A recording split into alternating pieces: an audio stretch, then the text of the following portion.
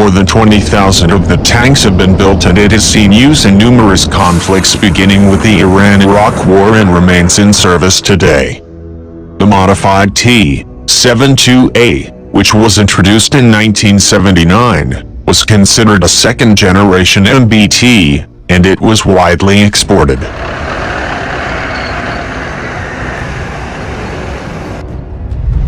The T-72B3 version, which was first introduced in 2010, has improved so much upon the original design that it is now considered a third-generation MBT, and with these enhancements, it could remain in service for years to come.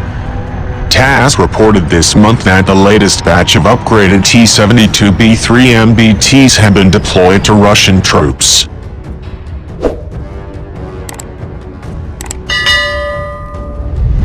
Uralvagonzavod, part of the state corporation Rostec, has dispatched a batch of upgraded T-72B3 tanks to the Defense Ministry of Russia, the press office of Uralvagonzavod defense manufacturer announced.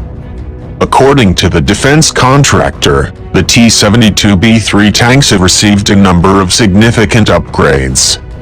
The work was carried out under a defense procurement plan, which envisaged that the tanks from the repair stock would undergo major overhauls and upgrades.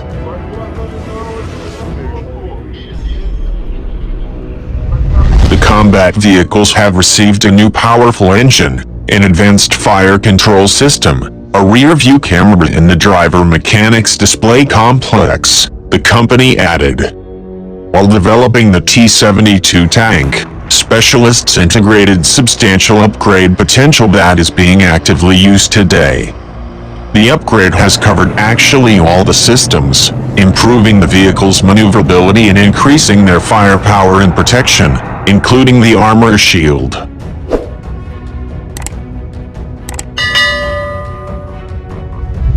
The newly upgraded MBTs have received an improved fire control system with an automatic target tracker. Russian Defense Minister Sergei Shoigu has previously stated that the upgrades were considered following the International Army Games in August. TAG specialists proposed some technical solutions that could further boost the Cold War-era tanks' efficiency and reliability. The defense minister has said that with these improvements the modified T-72B3M could outshine foreign rivals.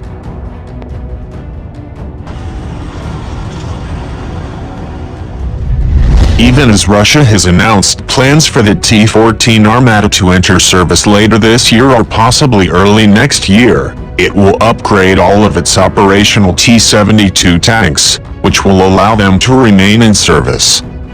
What is notable about the longevity of the T-72 is that it actually entered life as a cheaper alternative to the T-64, which, while ambitious, proved to be too overly complicated, and as a result utterly unreliable.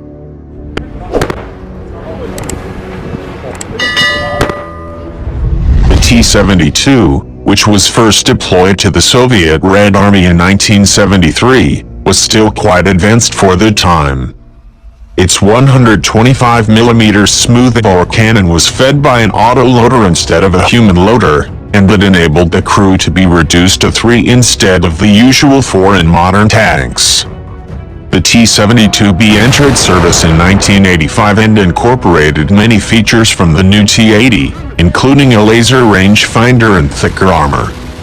Now with the T-72B3M, the tank that entered service when Richard Nixon was in the White House and Leonid Brezhnev was in the Kremlin, is ready for 21st century challenges.